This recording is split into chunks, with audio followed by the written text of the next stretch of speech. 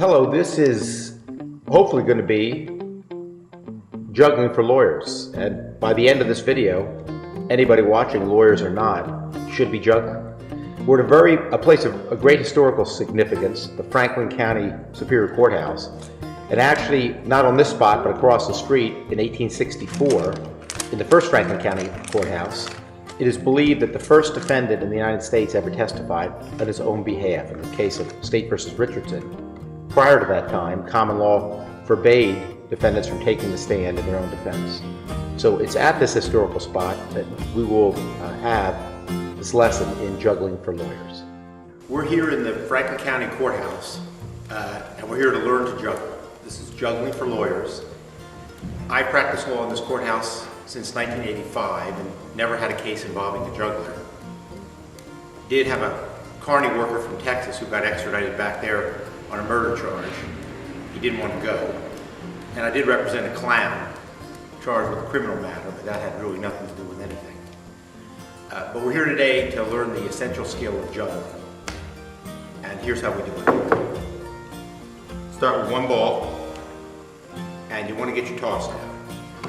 And the toss, elbows in by your sides, scooping with your hand, about to the top of your head.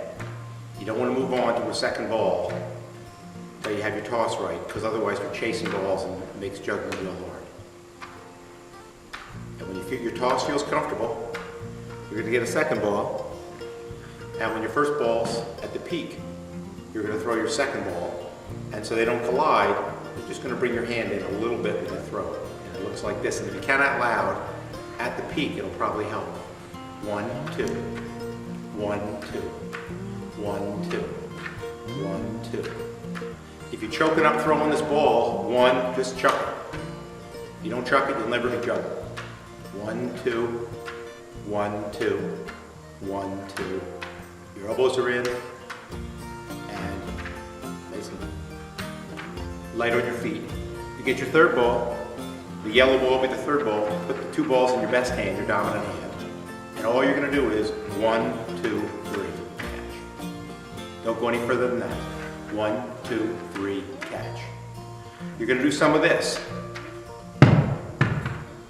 It's a drop. You pick it up.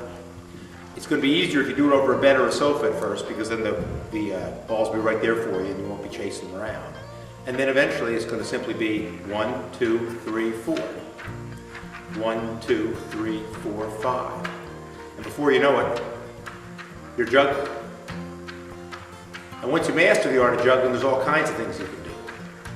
You can joggle, run while juggling.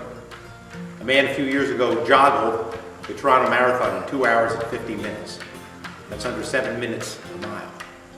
Or you can join a juggling troupe like the Smiling Goat Precision Juggling Corps, and after a mimosa or 2 march in the 4th of July parade. Or you can move on to 4 balls or 5 balls.